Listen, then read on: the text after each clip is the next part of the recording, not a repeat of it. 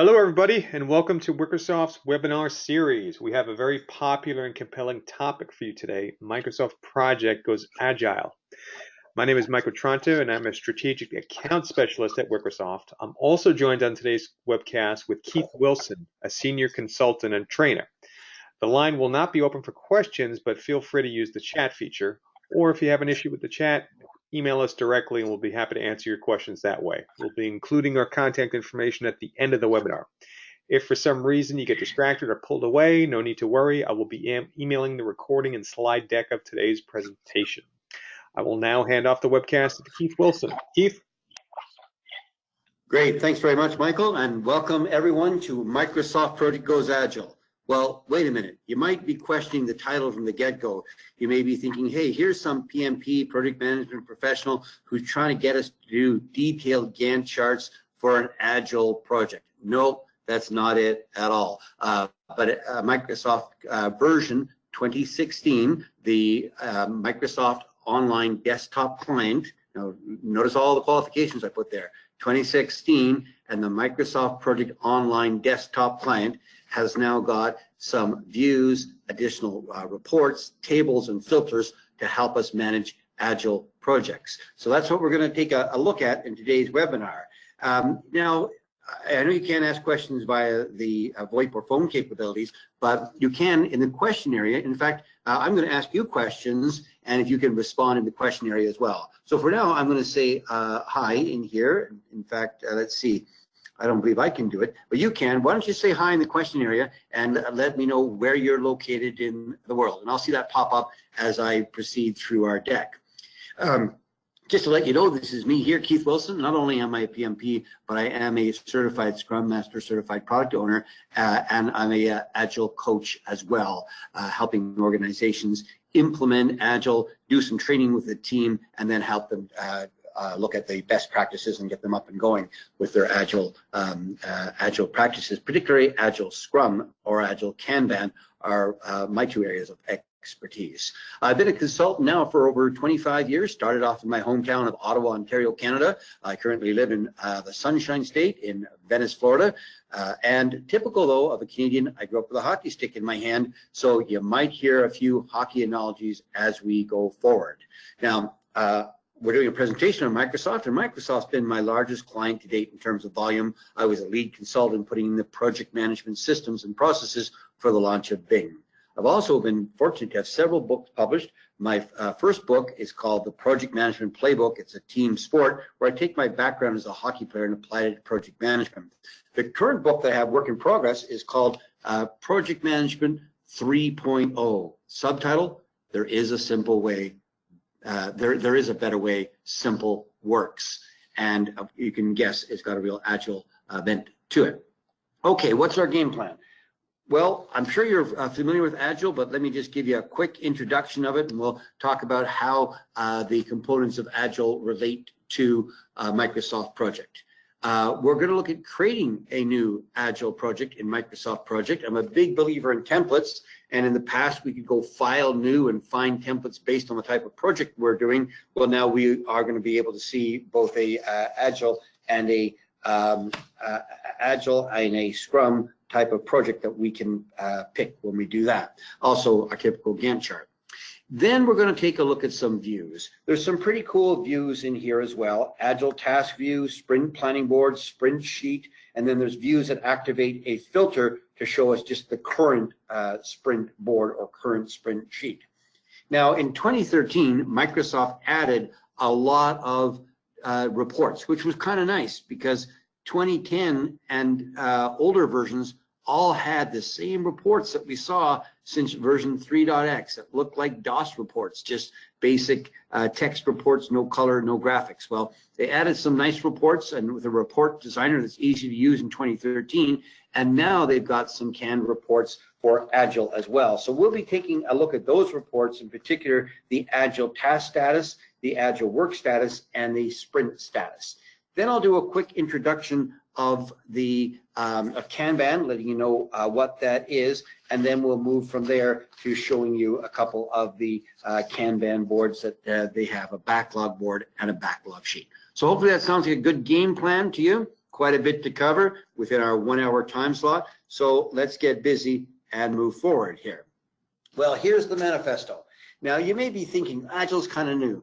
Not really, right? This was written back in 2001. They got all kinds of different methodologies, experts together, and they said, you know what, there's a better way, and they started to brainstorm it out. Now the thing I like about Agile, simple. There are only 4 components to the manifesto. First one, customer collaboration over contract negotiation. So if it's a waterfall project, and if we've got a defined scope, and the customer wants to add something, we're into contract negotiation with the waterfall project. Well, it's in scope. No, it's not. Yes, it is. No, it's not. Back and forth, and nobody ends up too happy. And instead, with Agile, we want to collaborate with the customer. And you got a cool idea. Maybe you were stuck on the freeway today, and this idea came to you. Great. We want that kind of stuff. We want to be working on the best things that are going to provide value. By the way, though, don't interrupt the Scrum Master while he or she is running the sprint. Go see the product owner and tell them about the change. They'll incorporate it into the backlog. Now, how many of you have been doing in the past ERDs, functional decompositions, flow charts, DFDs? Oh my gosh, right? I remember one of my first consulting assignments back in '86 was doing a whole functional decomposition of a materials management department. I thought, wow, this is boring, and is it really of value? I thought, no, it's not. And that's the case with a lot of this stuff. The documentation is not of value. We want to focus on providing value as quick as possible. So we've got working solutions over documentation. So it's all about creating that value. And then, of course, the highest value in the shortest period of time. So we don't want to do the big bang thing of, okay, we had our BA meet you a year ago, and then we did a design and a build and a test. Now we're implementing a year and a half later. Darn, it didn't match your target. That's a shame. Darn, it's now redundant. That's a shame too. No, we want to be able to have potentially shippable or releasable product at the end of every sprint. So overall, Agile methodology promotes an environment of adaptation, teamwork, self-organization, and rapid delivery. And it's all about the highest value as quick as possible. Okay, so let's move to our next slide here. What are the top benefits? Well, here's a nice study from the State of Agile report. It's basically version 11 of this that the version 1 has come out with. So the ability to manage changing priorities. You know, I saw an older study by the Bureau of Economic Analysis, a 2010 study, and it said that 84% of companies were not able to realign their budgets and their business operations in light of changes. And wow, we've seen that, right?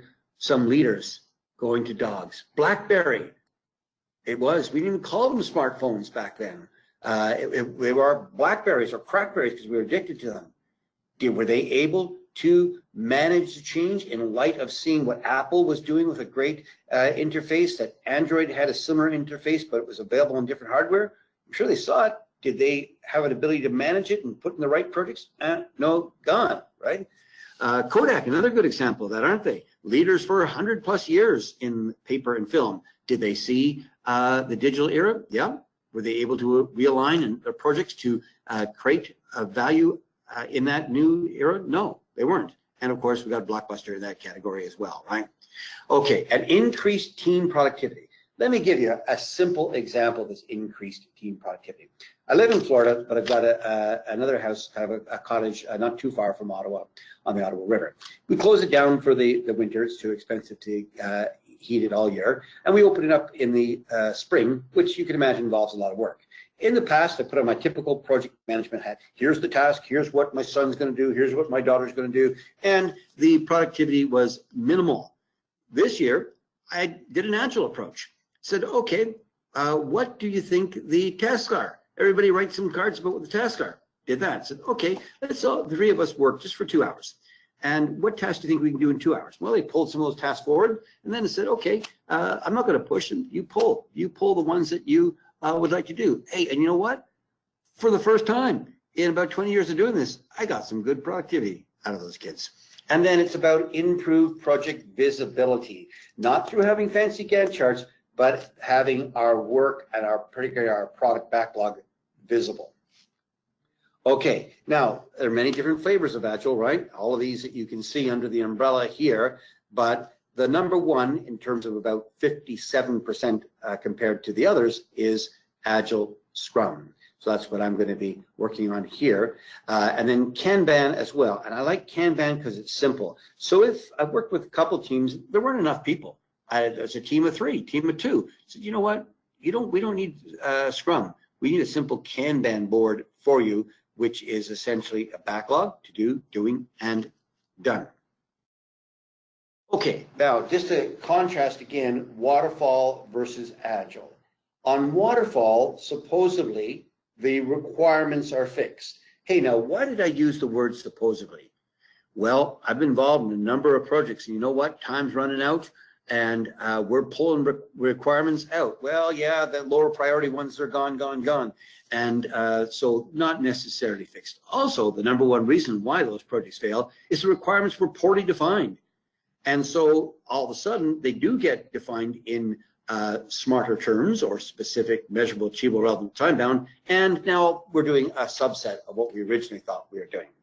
And of course, the overruns of time and cost and resources can happen. But what about an Agile project? You know what? I'm not going to be over time. Why? We're going to do sprints, and sprint. Think of a sprint versus a marathon race. So sprint means it's pretty short. And let's say you would like a release in 6 weeks from now, and I'm doing 2-week sprints. That means I'm going to do 3 sprints, and I'm not going to exceed that, and we're going to get to a release. The resources, I want to be confident. I've got a team together of 7 developers, myself as the Scrum Master, and the product owner. There's my resources. And hopefully they're committed to the project, and they're not going to be doing robbing Peter to pay Paul, with, of course, you not being Paul. So I've got my resources, and each resource has a loaded labor rate. I'm going to be pretty confident in my cost as well for these 3 sprints. So those are locked down. Here's what's not really locked down too great, though: the actual features. So you say to me, Keith, I want to know that this is the precise scope that I'm going to be getting in 6 weeks. Can't really help you out with that. Here's the reason why. You might dream up something new in this 6-week period, and it might be a higher priority item. Furthermore, what we're going to do is visit the product backlog at the beginning of every sprint, and we're going to pull the highest priority items or the items that relate to the current theme that we're working on. So I can't predict right now exactly what you're going to get. I can tell you that we are going to embrace change, and we're going to work on the high priority items. Okay, so kind of a little different mindset, right? And that really is an important part about Agile. It's not the mechanics. They're not difficult. It is the mindset. I'll give you an analogy that one of my friends uses. He talks about Agile being a lot like the diet and fitness business. The diet and fitness business, the concept is pretty darn simple. Exercise more and spend more calories than you consume in a given day. You couldn't be much simpler than that. Yet there's a multi-billion-dollar industry around all that. Agile is simple as well, but it's the implementation that is a little bit tricky, and also making sure you've got the right mindset associated with it. Okay, so let me see, I gotta hit the right button to move the slide. There we go. So here's a slide I like to show, and we're gonna make these slides available to you. This is Agile Scrum on one page, and it's simple and it's easy to follow. So let's just walk through this before we go into our very first demo. So there are 3 roles. The product owner, he or she is the top dog. They're the voice of the customer. Their job, maintain this product backlog, write the user stories, the technical stories, the intangible as well. Put them in the product backlog, make sure they make sense, and look at an acceptance criteria for that. Meet with the team to clarify some of the product backlog items they're working on, and meet with the team during the sprint planning to make sure they know which items are being moved from the product backlog to the sprint backlog. So we've got the product owner. We've got the team. And we're called a team because we're focused on a common objective.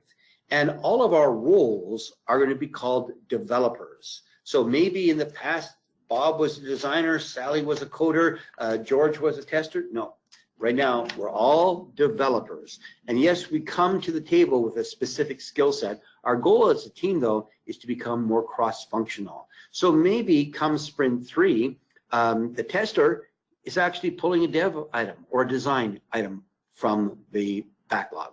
And there's a Scrum Master. Now, don't get that person confused with a project manager. It's a different role. And how can I best describe that role? As a leader servant. A servant to the team, because every day when we do our daily stand-up or our daily Scrum, people are talking about blockage. And the Scrum Master's job is to remove those impediments, okay? And a servant to the product owner by making sure the Agile processes are being done so we do release value at the end of each sprint. So 3 roles: product owner, team member, Scrum Master. 3 artifacts: the product backlog, the sprint backlog of the things that we can do in our next sprint. We only plan 1 sprint at a time. And then the burn down chart showing how many story points, that's what we associate with a particular story, we can do, or we've done over our sprint duration. 3 roles, 3 artifacts, 5 events. Event number 1 is our sprint planning meeting. Event number 2 is our daily stand-up. Number 3, the sprint review. We show what we did, and hopefully we get an acceptance on it. And then the next one, a sprint retrospective, which is where we do a lessons learned. And you know what? We carry those lessons learned right to the very next sprint. And the last one is not marked on this chart, but it is the product backlog refinement, cleaning that up. I got a team working on that right now, cleaning up their product backlog. Okay, so now you understand the essence of Agile with the 4 components of the manifesto. There are associated 12 principles as well. You've got a 1 page on the Scrum process, and we've contrasted versus a waterfall. Let's go to our first demo. We're going to do a demo by looking at these 3 templates that exist inside Microsoft Project. So let me hit escape here, and firing up Microsoft Project, I'm going to go File, New. File, New. Now, you can see I could start from blank, which is the worst case scenario, or I can start with a Scrum project. So now it's set up with sprints and with a sprint backlog board and a number of different views that are going to be associated with the Scrum project, or a Kanban project, or a Waterfall project. Now, I've been using Microsoft Project for a long time. I'm a Project Server black belt and a Microsoft certified professional and certified trainer, and I've always stressed the importance of using a template. A for consistency, B for speed. Just like when you write a status report, if you've written one before, do you basically start from scratch? No, you pull up the old one and you work from that. And then hopefully, if 5 of us are reporting to one sponsor, he or she is receiving the same type of status report. That's kind of the benefit: consistency and speed with templates. So at this point, I'm going to select a Scrum project. And look what pops up here, a brand new view. Now let me qualify it again. What version am I using? It's 2016, but it's the Microsoft Project Online desktop version. So if you've don't have that exact version, are you going to see this view? Unfortunately, the answer is no. Okay, so you can see there is no task in here yet, but I can simply go ahead and add a new task in here. So I'm going to call this task a user story. It's a product backlog item, which could be a user story, a technical story, an intangible, a defect. So I'm just going to go and add that. And then later on, I'll be able to drag it to the appropriate sprint. But if you go, okay, Keith, cool, but it's only 3 sprints. That's not enough for me. Well, let's go over here under the Scrum ribbon, and I'm going to go into the sprint group and click Manage. And you know what? I can go right here and change the duration of the sprints. Now, here's the deal. Don't have a sprint 1 week, another one 2 weeks. They should all be the same duration. Okay, and then I can also go ahead here and click on my Agile settings. That gets me Scrum, Kanban, or none. And where was that button to click to add more sprints? Not there. Okay, let's go back here to my, yeah, so in here, there's our Scrum board. You can see I've got it now set up with a different view, the sprint, the name, the work, the board status. So I'm now looking at a table of the Agile tasks. So that was under File, New, that then brought up a Scrum project, or I could hit Waterfall, and then now you can see a familiar Gantt chart that you're used to working with, or I could have gone File, New, and hit a Kanban project, and now I've got backlog, next up, in progress, done, or as I like to put it, backlog, to do, doing, and done. And it's the same thing. We just slide these over. I've got a colleague that his ritual is to get up every morning pretty early. He goes to Starbucks, he fires up his Kanban board, and he plans his whole day using it. Pretty simple approach: to do, doing, and done. Okay, so let's go back here to our deck. So that was our first demo that I wanted to show you, which was starting a new project and specifying whether it's what we're used to in Microsoft Project, a Waterfall project, a Kanban, or a Scrum project. Now let's go ahead and take a look at views. You're familiar with views in older versions: network diagram, calendar, Gantt chart, task usage, resource usage are all examples of a view. And a view basically brings up a table on the screen. It brings up a screen type, and it might bring up a filter or a group as well. So you can see the ones I've got listed here: current sprint board, current sprint sheet. Current is going to be looking for the ones that are in the date range of your existing sprint, right? Remember those 3 sprints I showed you? They all had a date range, and that's going to bring up. Okay, and a sprint planning as well, sprint planning sheet. Let's go ahead back to Microsoft Project here, and here is a view that I've set up, a small project. Let's go back to the Gantt chart so you can take a look. This is a hybrid project. So I started off doing a bit of a waterfall to determine the scope of the project. Then we did some BA work, and we did an analysis of the requirements. So we got all that kind of stuff figured out. Then we're going to go into our backlog of all these user stories. Okay, and I know it's not Agile specific, but I would say a lot of projects I've worked on have seen just like this, where there's a bit of waterfall up front to scope and gather some initial requirements, maybe business case beside it. Then we go into Agile. Then we go into our releases of things that we need to do. So this is an example of a Gantt chart that you've seen. A column that would be potentially new to you is sprint, where we can specify which sprint it belongs to. Okay, let's change up the view though. How do we change a view? Well, on the left-hand side of the task ribbon, you see view. You know what? You also see that on the resource ribbon, and you also see kind of a collection of the views here on the view ribbon. And I can click on this and choose a different view, like Agile tasks. Now, what has this done? You see this column here that's called Agile? It is essentially filtered on that column just to show me the Agile tasks. It also has decided to use a different table, that being the Agile task table. So a table is just a series of columns in a certain order. So you can see we've got a sprint column, the name, the start, sprint start, whether it's Agile, yes or no. Looks like we've got that sprint started here twice. Let's hide that. Sprint finish, the board status, and the summary task associated with that user story. Because you can see the WBS that we saw in the Gantt chart, we're not seeing that here. So it does have this new column of the summary task.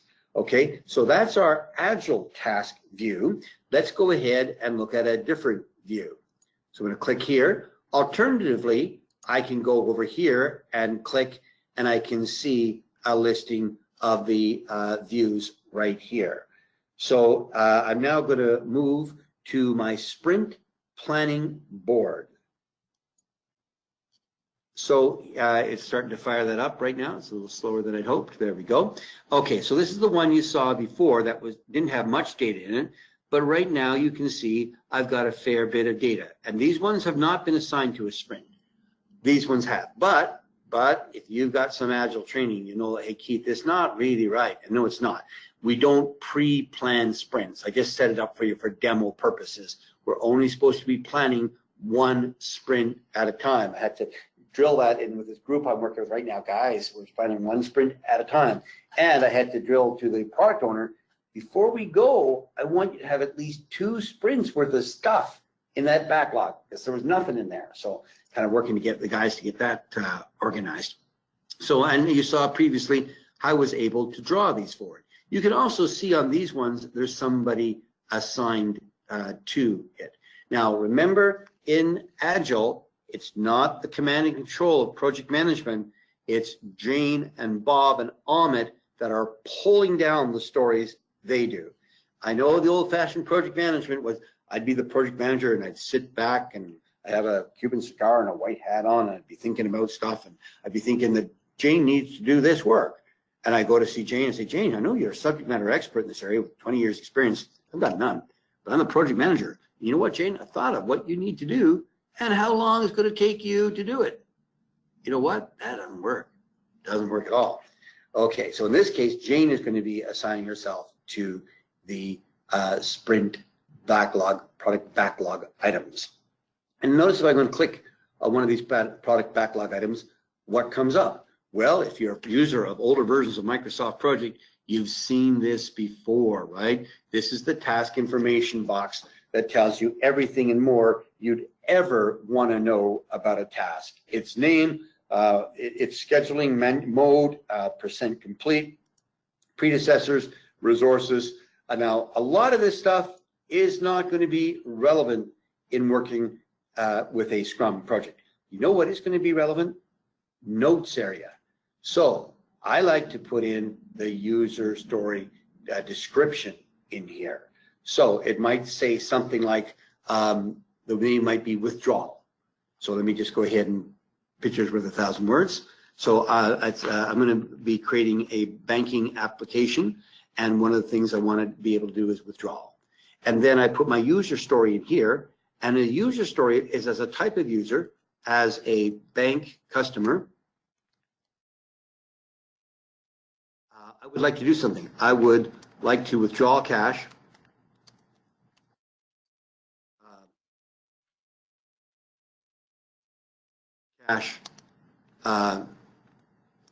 Let's see, I would like to use the ATM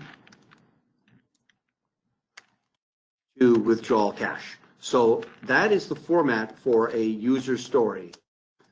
It is as a type of user, bank customer, I would like to do something, use the ATM for a benefit to withdraw cash. Then what I'd also put under here is the acceptance criteria.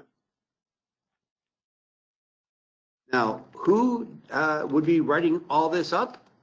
The product owner. Okay, so I know you're thinking, hey, that seems like it should be a project manager's job. There's no project manager here. There's a product owner. He or she puts the title, puts the user story or the technical story or the defect, and puts the acceptance criteria. The tasks can be added here as well to break it down into a greater level of detail.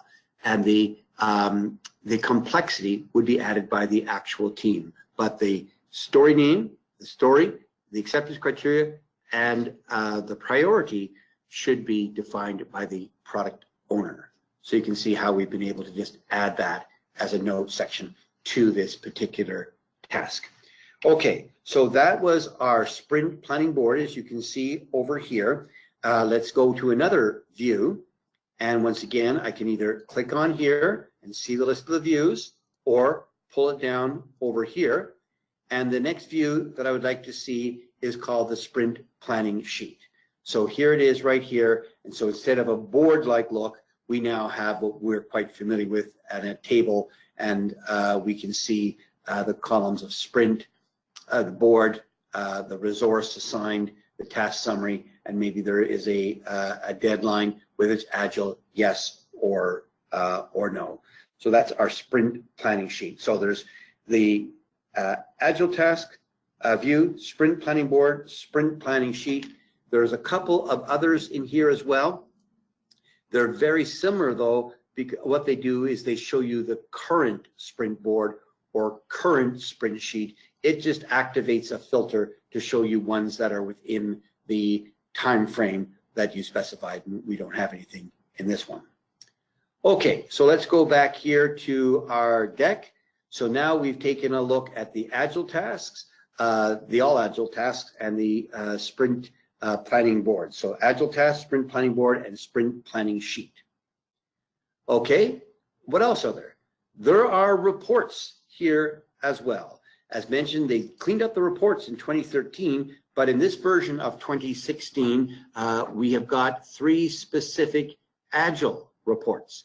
Now, one thing I like about these reports are not only are they graphic, but you can design them easily. I don't have any background as a web designer or graphic artist or anything like that at all, but even with my limited skill set, I was able to go ahead and change up some of the appearance of the reports. So let's go back here to Microsoft Project. Okay, and I'll go back to a different view. Okay, not there, let's go here. And we'll go back maybe to my sprint planning sheet. There we go. Okay, now notice here there's a report tab that was added in the 2013 version. And most of these reports have been here before: dashboard, resources, cost, in progress, getting started. But these are the ones that are new, the agile reports. So we click on that, and you can see there are a few different reports here. So we're going to take a look at the agile task status, the agile work status, and the sprint status reports. So I'm going to click on agile task status. So here it is right here. Well, there's a little pie chart here that kind of shows the breakdown between backlog, done, in progress, and next. Here's a little table that shows some of the remaining tasks that we have. I scroll down a little bit more. Here's a table talking about the remaining tasks by resources, and that seems to be about it here. So you go, okay, Keith, that's cool, but I would like something else to be on this report. Pretty easy. Here's the design area, and you can go ahead under the report design and maybe insert an image. So you can insert a picture of some kind, or you can go ahead and here's a picture. We'll go grab a sample picture. So you can go grab a logo, whatever picture it is that you think is interesting, and go and drop that right on your report. So I've done that a lot for clients, just dropping their logo on top to give them kind of a custom report. So let me just make that a lot smaller. Okay, and then you can just go ahead and move it around wherever you think is the appropriate spot to move this. Well, just drop it right there. And the same thing goes through on the insert. You could insert a shape. You could insert another chart. That's all how this chart got here. We just went insert chart, and we specified the type of chart that we would like in there. You can even insert a text box. So I'll just go and draw a text box here and put new report. And then, of course, all of the capabilities exist here to change the size, to change the color of the font, and the whole works there. So pretty simple, right? So kind of mock it up with your sponsor on what they'd like to see in a report, and just play around with it a little bit. and it's not hard. There's changing the themes, which is going to overall change the color of the board. There is inserting images, charts, tables. This is just a table over here, and then you specify what columns you want to appear in the table. And then, of course, depending on where you are, you can format the text or you can format the particular image that you have in place. So if you've played around at all with PowerPoint, which I'm sure most of you had, you'll be pretty comfortable in saying, yeah, I can insert stuff, I can move stuff, I can change the fonts and formatting of these reports without much difficulty at all. Okay, now that was under Agile. That was the task status. What about the work status? Well, okay, now bear in mind, these are reports that the folks at Microsoft thought you would like. You might not. You can go and create your own right from a new report, and as you saw, it's pretty easy to modify it. I don't like creating it from scratch, probably because I'm not a designer. I like kind of bringing up one and say, yeah, it's kind of good, but here's how I'm going to modify it. So in this one, we see that it's got Agile work status, actual work, remaining work. It's got work by resource, actual and remaining, and it's got a list of the remaining tasks. So this is the kind of stuff that would be important to the Scrum Master. So he or she's saying, okay, we pulled these 6 or 8 or whatever amount of items from the product backlog to our sprint backlog. How are we doing? Are we doing the ones that we need to? Are we tracking according to what we thought we'd accomplish in this? And, you know, new teams, the answer is usually no. And the answer is that they often tend to bite off more than they can chew. I've seen that a few times. So we go through a couple of sprints, and next thing you know, they're better at estimating what they can do given the 1 to 4 week time frame, typically 2 or 3 for the sprint, right? Kind of reminds me of skiers. I'm an advanced skier, and you're sitting on the chairlift, and you look at a guy who's definitely not an advanced skier, and he's snow plowing down a double diamond run. You go, okay, dude, you bit off more than you can chew, right? It's not if you're gonna crash and burn, it's a matter of when. Okay, and one of the other views that I thought might be a little bit relevant to show you here is this one called the sprint status. Again, the currents, it just filters for the current range. So sprint status, so here's the task per sprint. Here is our work per sprint, how many hours are remaining to complete for each sprint. So it's got some pretty good capabilities here. And for those of you who are interested in financial data, because you can associate a labor rate with each of the resources, you can do financial analysis as well, you know, showing your cost per sprint, showing your cost to get to a release and contrasting that versus your actual costs. So those are pretty easy things to be able to do. So kind of cool, right? Mind you, what I think is cool, my kids have reminded me that, Dad, a lot of other people don't think the same way, you know, that may not be cool to them. Go, okay, well, I like it. And, you know, I like it because I've been doing this for almost 30 years and kind of dragged me kicking and screaming from the classic PMBOK and Microsoft Project world to, hey, this is a little bit cool, to having learned it, to having taught it, to having done it, saying, you know what, it's a lot cool. Okay, so what have we seen so far?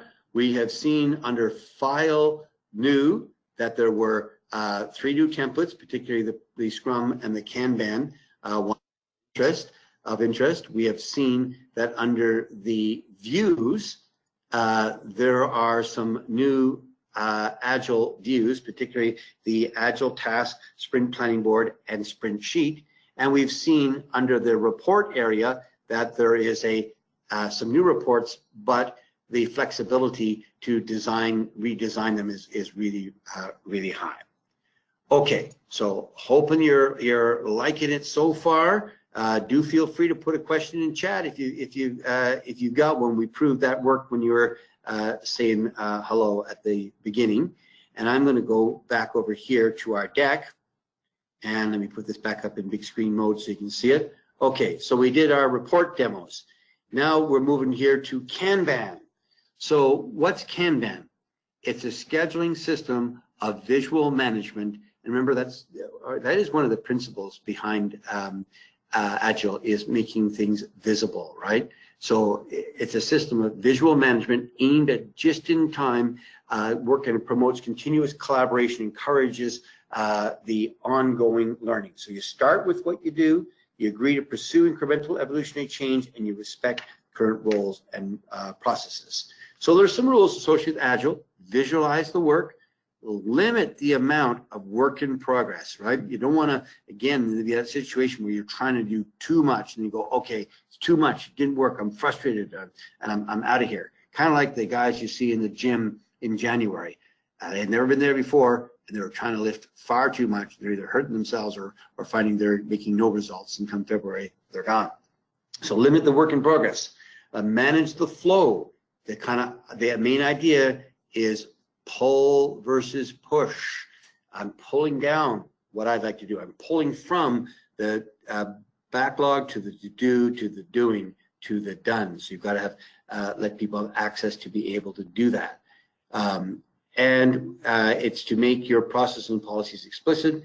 The whole idea, though, is about improving collaboration. And this is one of the underlying themes of Agile as well, is the collaboration, be it paired programming, or be it working through our daily Scrum, or working through seeing one visual board that we're all working with. You know, we run a Airbnb, and I had a engineer staying with us with his wife, who was a former NASA engineer. And we, of course, started talking about projects, and he said he managed a pretty complex project for NASA. So what he would do for his status reports is he'd have each of his teams standing in front of a board, and he would walk his sponsors down the hallway. They'd stop at each board and have a presentation. I said, cool, let me show you this, and how that whole concept, that whole standing in front of a hard copy board is now gone electronic. And it's about being able to be visual in what we're doing, as well as improve collaboration and synergizing with the other team members. Okay, so let's go ahead and take a look at a couple of Kanban views that exist in this version of Microsoft Project. Okay, so here we are right here. And let's just go ahead and switch this back to our Gantt chart so we can kind of start from here. Now, we want to go and see some these new views. Well, where do we find them?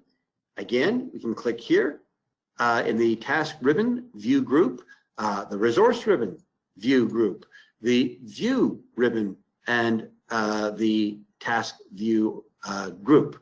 Or I can right click right here where the current view name is, and I'll see some additional views that come up here, including the backlog board. So there's our backlog board. It couldn't be much easier than this. I keep writing new stuff in here. So here's a new to-do item that I'm going to add here. So I'll call it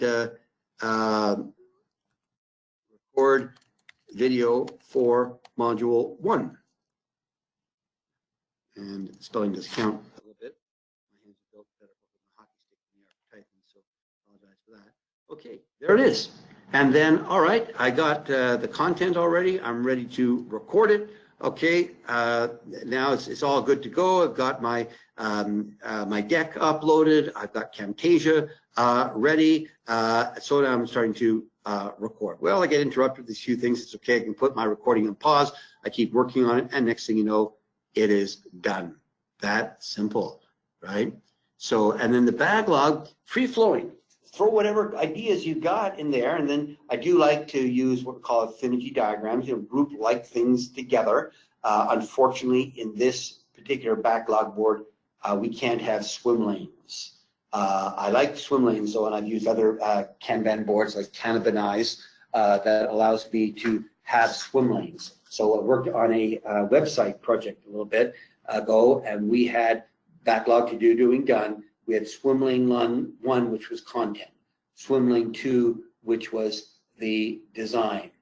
Swim lane 3, which was graphics. Swim lane 4, which was videos. Swim lane 5, which was e-commerce capabilities. And so we kind of moved those like things in the various swim lanes. It was kind of nice. We actually even had the board change colors. So as they went over here, went to green, and we started off with a bunch of stuff that were red, and they slowly moved to having a green board, except for the videos on that one. Probably what made me think about adding a video item to this backlog board. Okay, so I'll right click here. There's a backlog sheet as well. So here you can see this simple sheet. Now you can see that this stuff wasn't that tricky for, in my opinion, for Microsoft to build, because all they did is create these sheets, which is a table of a series of columns in the underlying database in a specific order. That's pretty easy. And if you recall, I think it was back in 2010, it might have even been back in 07, Microsoft built that team planner view, which had components that could move across, kind of like the old stickies that we used to do in training project management, kind of moving these stickies around to create a network diagram. Well, they already had the capabilities then with pieces that could move, and I don't think it was too difficult for them to structure it into the new views that we've seen here. Okay, so let's go back here. So now we saw the Kanban boards, backlog board, and backlog sheet. So overall, not bad, right? 3 new templates, the Scrum, the Kanban, the Waterfall. There are some new views in here. They've got the current ones, which is filtered for the current sprint. We had Agile tasks, sprint planning board, sprint planning sheet, and then the Kanban board, the Kanban sheet. And there were reports staying in line with what they had before, of being very flexible and easy to design, but they did give us a nice little start with a Agile task status, an Agile work status, and a sprint status report as well. Okay, hey, that's what I wanted to cover, and I think you know what, we did it. We did it on ahead of time. So there's still some time left on the clock here, about a little around 10 minutes. So hopefully you found this useful. We are going to send the PDF of this deck to Michael, and he has been recording this as well. So if you want to be able to see it again, you'll find it there. And you can feel free to ask a question in the question area now. And if you don't happen to have a question now, you might have one later. So feel free to shoot me an email. And that email address is keith.wilson@iil.com. Also, if you're on LinkedIn, that didn't show up very well, we can hook up there. And if you're on LinkedIn, you'll see there is a link to a white paper that I wrote on this topic. So let's see if we can get that to show up a little bit better here. Doesn't seem to want to be showing up. It's kind of dark. Put it up there. Okay, so you can find the white paper on LinkedIn, or you know what? I can even send it to you if you want. So that's let me just add it here because it didn't seem to show up too well. Okay, we'll put it right here. That's keith.wilson@iil.com.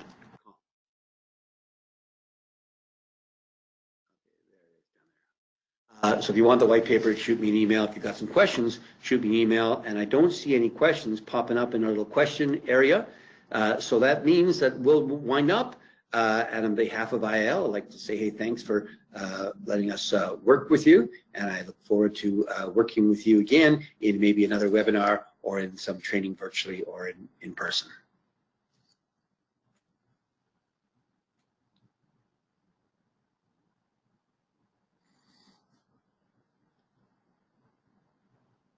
So Michael, that's it. Then I'll exit and I'll leave you to finish the recording. Yeah, thanks, Keith. Okay, you're welcome.